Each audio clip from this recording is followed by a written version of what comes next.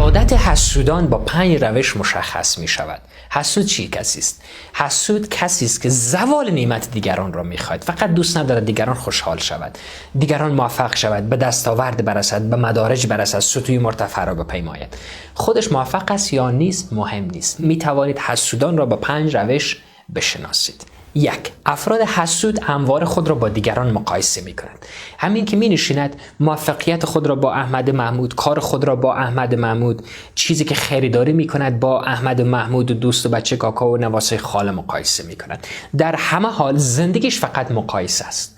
اگر طرف مقابل موتر خرید، دیگر مانند این است که انبوه و ماتم وارد خانه ایش شده است. خود را همواره مقایسه می کند با دیگران، به جای اینکه خود را با گذشته خودش مقایسه بکنند. اگر دیدید که فرد هر لحظه بزنس خود را با بزنس فرد دیگر، خود را با فرد دیگر، کتاب خود را با فرد دیگر، موفقیت خود را با فرد دیگر مقایسه کرد، بدانید که نشانهای حسادت در وجودش موج میزند. 2. رفتارهای غیر عادی و ناسازگار. اینها رفتارهای غیر عادی از اینها سر میزند، ناسازگار هستند در جامعه.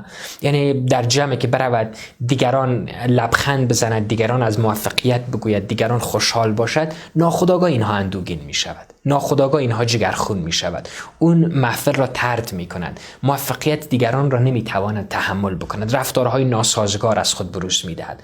اگر فرد را دیدید که چنین بود، بدانید که در وجودش حسادت وجود دارد و باید بستاید. 3. شایع پراکنی و تخریب موفقیت و دستاوردهای دیگران. این افراد فقط دوست دارد که شایع پراکنی بکند، موفقیت‌های دیگران را به زیر بکشد، موفقیت‌های دیگران را از بین ببرد، کم اهمیت جلوه بدهد، ضعیف جلوه بدهد، سطح پایین جلوه بدهد. شما به عنوان انسان آگاه، با درایت، خردمند و دوست داشتنی به هیچ وجه موفقیت دیگران را دست کم نگیرید، تخریب نکنید و شایع پراکنی نکنید. مثلا یک فرد موتر جدید خرید است، بگویید ولی چندان موتر هم نیست که خرید است، فقط موفقیتش را دست کم بگیرید. این نشانه حسودان است، هرگز استفاده نشود. 4. نشانه حسودان بی‌توجهی ارادی است. یعنی چی؟ یعنی اگر شما محفل خوشی داشته باشید، عروسی داشته باشید، دستاورد داشته باشید، دوستانتان را جمع بکنید، اینها در محفل خوشی شما اشتراک نمی‌کنند، چون اصلا چشم دیدنش را ندارد. بعضی خانم‌ها متاسفانه حسادتشان که زیاد باشد، در یک محفل می‌رود، به جای اینکه خوش باشد فقط حسرت می‌خورد، فقط در اونجا حسادت می‌کند.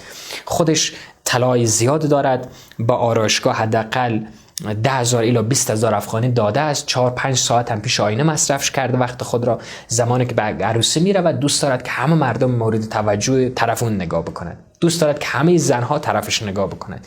میبیند که یک بیکار دیگه 8 ساعت وقت خود را پیش آینه گذاشته است و به آرایشگاه رفته و طلای بیشتر دارد، لباس بیشتر. به جای این که این فرد، این خانم از عروسی لذت ببره، جهنم برش جور می شود. در خانه بیای پیشانیش ترشوشتک را بزن، قهر و عصبانیت. چرا؟